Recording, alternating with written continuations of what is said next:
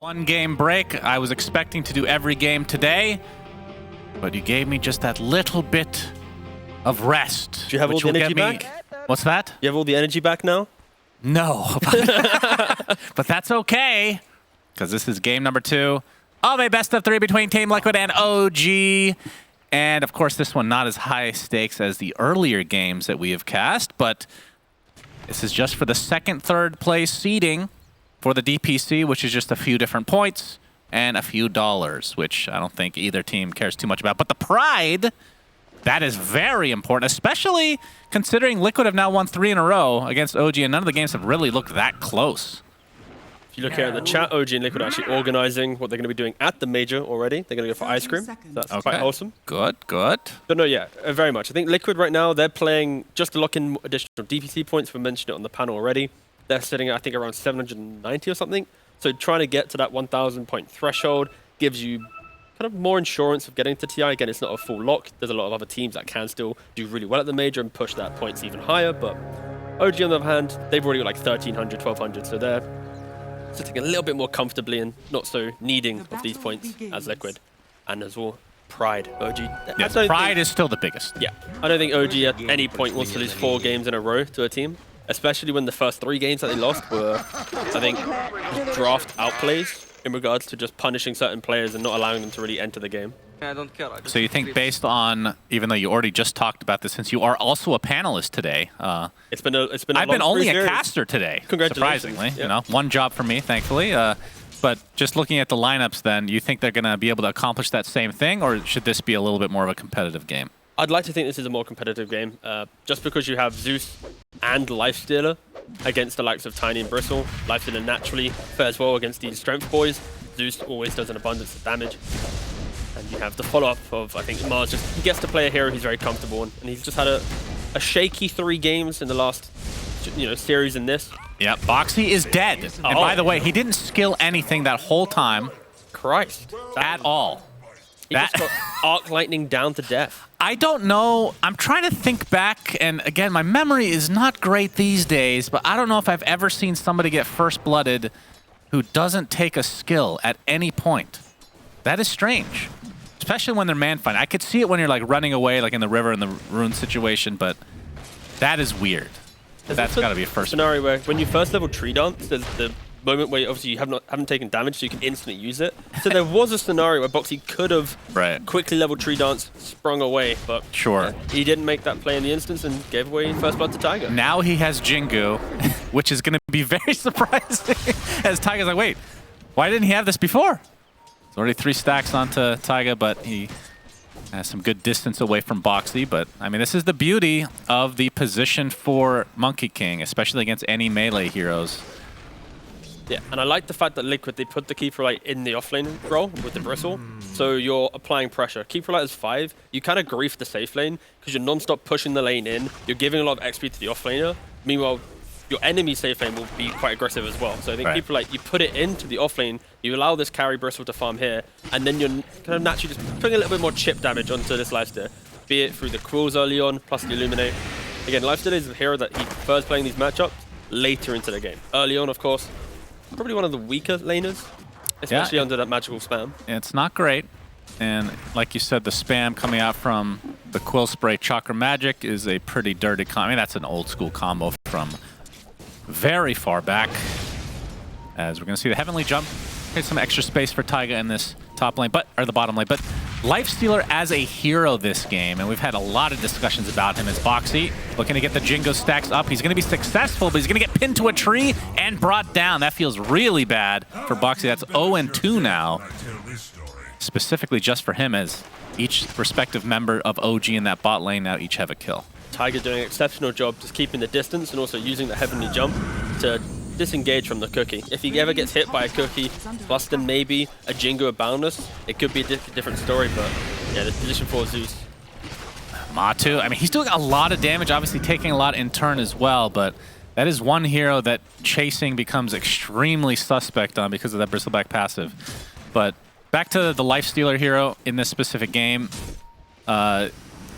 Does this feel like a good Lifestealer game to you? He has one, I guess if Amar gets a blink, he'll have 2 vehicles for a potential Lifestealer bump.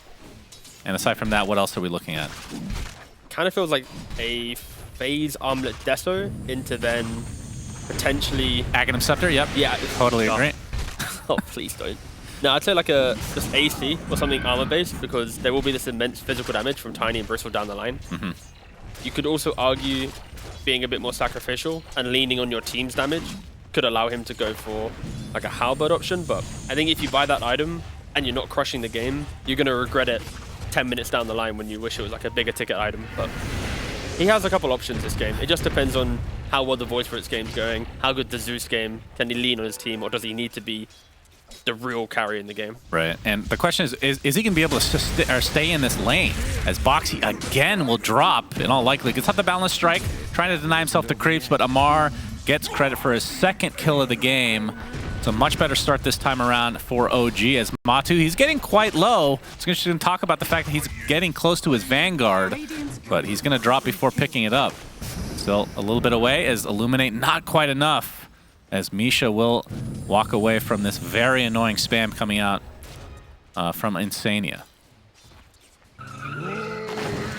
Doesn't help when the Bristle goes down and he looks towards the other lanes. Avatos, Boundless Strike, but get the Resonant Pulse off for a little physical damage reduction here. And dissimulates away for BZM.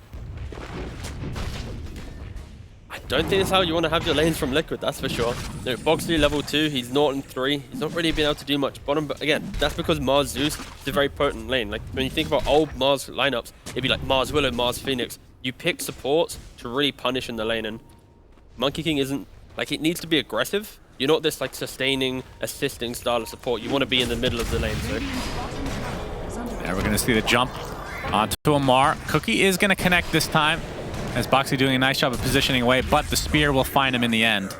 So this aggression will also come to an end. Try to be close.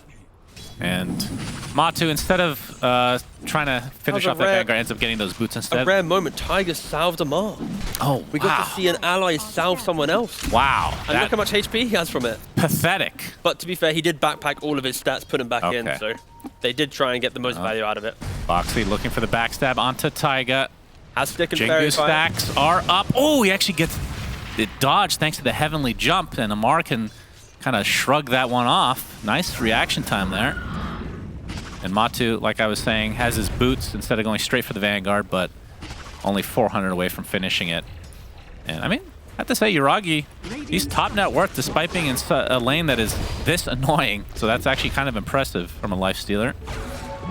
Of course, when you pick lifesteal, I don't really expect much these days, but that's just me. I mean, he's chilling. Like, we mentioned how aggressive Coddle Bristleback can be, but over time, you know, lifestealer he just chills. He gets 2 points in his feast, keeps A clicking. I think he's only under immense pressure, like pre-6, and also if Coddle and Bristle really want to dive in, where you have the lane, you start getting a bit more under tab, but they've never made that aggressive play, so it has just been more of like a balance of farm between the two of them. Right. And now Lifestealer, he's going to be very happy to be in this lane. Can't really get pushed out too much. Yeah, but go turn the sights onto Matu, trying to get his back in that area, but Yuragi and company able to take out Matu again. We're going to see the first arena of the game from Amar. It's off the rebuke. And Zai, he's not going to die from this, but at the very least, OG stays alive as well. But 2 deaths for Matu now. I thought he was going to have a pretty free lane considering the combo that he has with the Coddle. I mean, in essence, she's like, okay. We got kisses. Yeah, Amar doing a nice job at juking most of that. Has to go back into the lava, though, as Boxy looking to get those stacks of Jingu up. Rebuke onto Zai, but they should be able to finish him off here, as they want Zai to get that last hit. As now we have Vanguard onto Matu, so pretty late considering how close he was originally to getting that. Yeah, I mean, the 2 deaths they had lane really helped the Lifestealer just start jumping the lane. He gets caught out. Ice Path connects. Illuminate is coming in from the side with the Avatos. That is enough to delete Misha. And the pig pole being used for Mr. Mickey. Trying to get this 8-minute room, but you can see Taiga picks it up. Oh, the avalanche. Yes, toss. And, oh, not quite in range to get the toss off, though. So they're going to have to reset. And Mickey will just have to be back, or be happy to be back in that mid lane. Yeah, Mickey, he's the one that has to make all these moves. Your Bristle's dying in the side lane. Your bot lane hasn't really been too successful in finding kills. Sure, they just killed Mars once, but that's not stunted his net worth. All right, you've watched a lot of Mars. How often does he go triple bracer? You know, now and again. To be fair, normally it's like 2 braces. The third bracer is like, I'm having fun. I'm just going to sit in my lane. Like triple bracer, phase boots. I feel like you sell this within 2 minutes because you're going to find another item soon enough, right? Not actually 2 minutes. I mean, honestly, it's not too bad because he completes phase. He has 1 slot. That slot's going to be a BKB or a blink. By the time that you have both of them, selling a bracer isn't going to feel too bad, right? So, yeah, it's all about the lanes. Want to be tanky. 8.4 regen now, built into his hero. He's going to have a sweet old time. He is quite tanky indeed. But Matu on the other side, obviously position 1, but playing from the offlane this game. Looks like he's going for Hood, so it's going to be a Vanguard Hood into Ags in all likelihood. Yep, just going to be as tanky as possible. But again, at this current rate, the fact that Lifesteal is having such a free game, this could also just be the Lifestealer game where he goes like Armlet, Deso, Skadi, AC, that really itemizes to be the anti-bristle hero. Oh, and you can see Boxy has used all of his tree dances available to him, so that leaves Amar open to get that arena off. And Boxy ends up falling to Taiga's Arc Lightning. But you can see the rotation coming in from Liquid. Mickey smoked up. Looks like they'll run directly into Taiga. Well, that is unfortunate. The toss first into the Avalanche. Scatterblast to follow. One more right click should do it. It looked like he got body blocked the second he walked in. Might have clicked on the tiny, and in doing so, stood still. So therefore his jump just went up and not down. Wow. That is that's a big fat model to run into. So it's one of the bigger ones. Indeed. Now BZM, you can see in the net worth-wise, not doing super great, especially compared to Mickey, who's top 3 right now. A massive rock hiding behind a small tree. OG can't see him, but I love the patience here. Yeah, as BZM is showing himself. He's still in Viz, though. Mortimer's kisses are coming. He's going to get stunned out, though. And the Thunder God's Wrath to follow as Zai getting extremely low, focusing on Amar, but in the meantime, they might be able to find Mickey on top of this.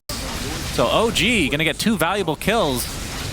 As Mickey trying to maneuver a bit around, gets a nice avalanche to try to turn this around at Amar, but it's not going to happen. So 2 for nothing. Liquid trying to utilize Mickey in that bot lane, but BZM had that invis, so he TP's in, sees everything, and then just kind of Amar baits a little bit to force Zai to commit his ultimate, thinking they can go for that quick 2v1, and yeah, just nice heads-up play from BZM there. And with this space, I mean, Matu died twice already. He's 0-2-0, but he is top net worth now, as he's going to be getting, he actually has his treads in the base, so Hood, Vanguard, treads pretty much ready to go here, which means Ags is going to be next. He is going to be super, super hard to kill at this stage of the game. Amar gets caught off with that Boundless Strike. Nice body blocks coming in. Oh, the nice cookie, okay. The spear into the cookie, actually. If you want to think of it that way. Yuragi showing off that armlet, but won't be able to get the Ghoul Frenzy applied to any enemies. Look at Zai playing his snap fight. He's going for a mechanism. Okay. It's all about the team. I feel like Liquid, they're going to try and line themselves for this first Aegis. It can be a mech on Snap, the Echo Blink on Tiny, and then you put an Aegis on this Axe Bristle. They're just going to hope to run over their opponents.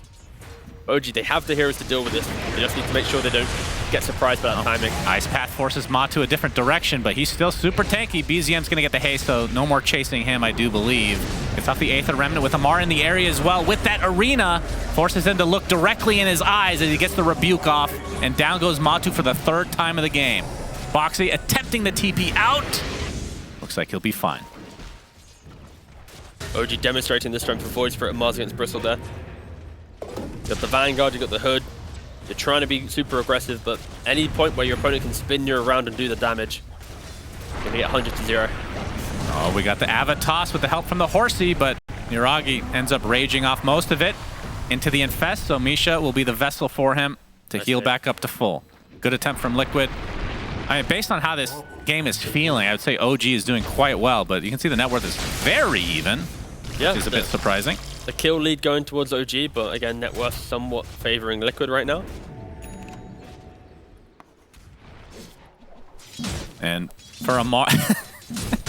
Okay, so... Tread 3 braces. This is a tanky boy. Look at him, 1800 HP. And a chip vest on top of that. Yeah, that helps. This guy is one of the most... Wait, he's going Vlad's as well? Woo! Yeah, why not? Why not?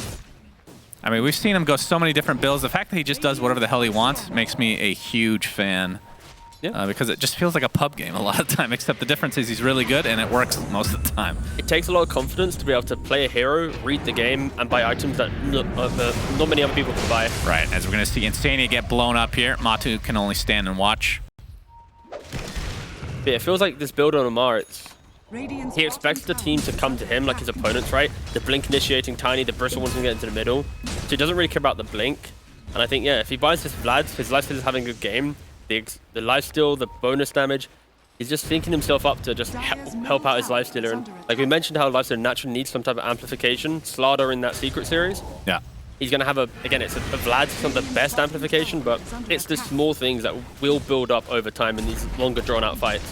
Because OG, their lineup, even though you kind of rely on Arena to be your centralizing AoE teamfight spell, you can take super long skirmishing fights with consistent Ice Path, Zeus spam, lifestealer just surviving. And finally, they find Zeus. Yep, they'll get that pick off into a tier 1 as well. Obviously, it'll be a cost of their tier 1 in the bot lane, but that was going to go no matter what anyways. BZM, he's going to be found out, but gets the Aether Remnant off and will be able to walk it off himself. He has the Kaya right now as Boxy actually going for a very fast BKB on a position for Monkey King. That is quite interesting. All right, Amar, he changed up. He's now going for BKB. Okay, very good. Which is fair. Instead of Vlad's, you mean? Yeah. So he has like casual Blades of Attack. Exactly, which he just put on the ground. He just put on the ground. I wouldn't be surprised if he completes the Vlad still at some point in the game. Like, we have seen Mars before go Wraith Pack just... Oh, Amar, there's the initiation from Liquid. He's horribly outnumbered. They're even going to expend the Wukong's command, which ends shortly after, but so this is life. And that's probably why he wants to be BKB first, right? Less about the team, more about his survivability. But again, I'm not opposed to see him actually complete that later down the line, like I mentioned. But Liquid, they get 1 kill. You know you have numbers advantage. You sweep across the map, you find more. Okay. And Mikke is finding absolutely everything he wants, and this is without a Blink Dagger yet. The fact that he can just casually walk up, get that Avalanche. I mean, the difference between Avalanche now and like a year ago has it been a year? Man, time flies. Yeah, the mini stun is important. The fact that they reduced that interval, it just feels like you're getting perma stun roll, because you are. It's just if you think about it, it's just a regular stun. It is. It just looks really fancy. Yeah. But OG, the reason why this is working for Liquid is because their vision is about top jungle and mid lane. They don't really have any lingering wards on the Radiant side of the map to see anyone farming defensively. So they don't have these super defensive wards across the entire width of their side of the map. And Zai, now that he has that mech, looks like he's going for the Aghanim Scepter. So he's going to be able to eat some allies and throw them into the fray, which obviously with a Bristle or a Tiny, that sounds quite synergistic indeed. Just imagine that team fight. Some gobble up Bristle into some nasal goo spam with some quills. Oh yeah. That's going to be obnoxious if the Bristle can lock onto the backlines.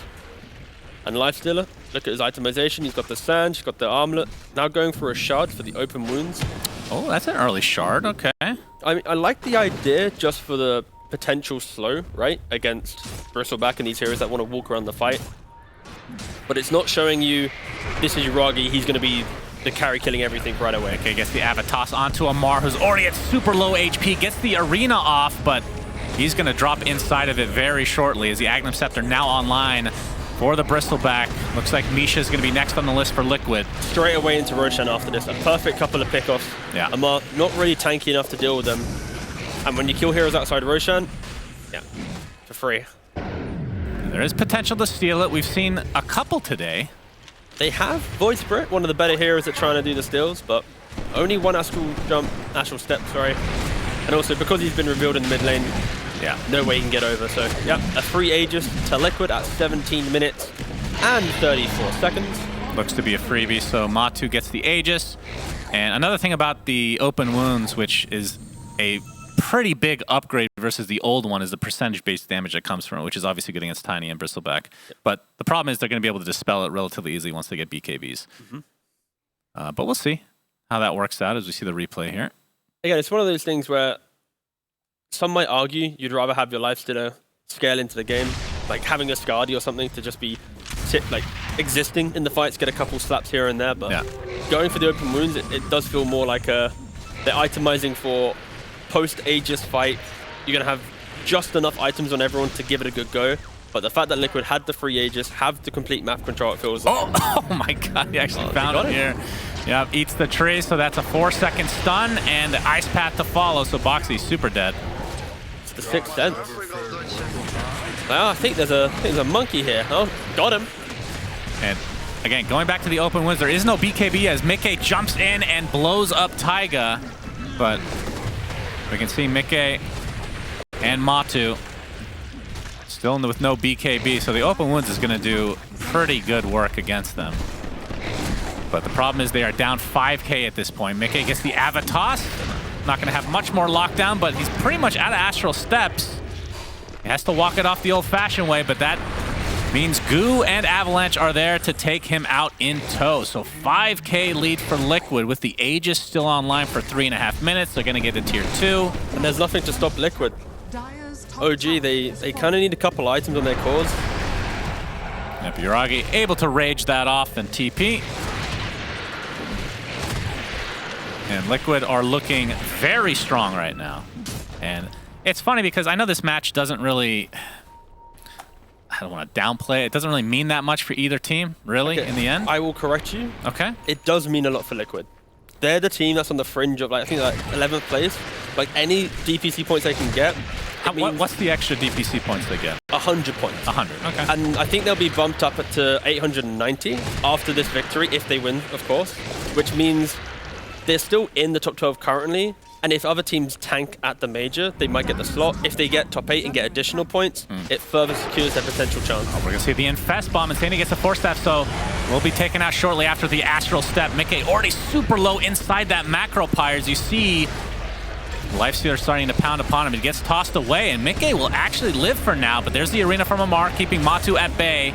Has to spear him away as OG have already lost 2. Dang it.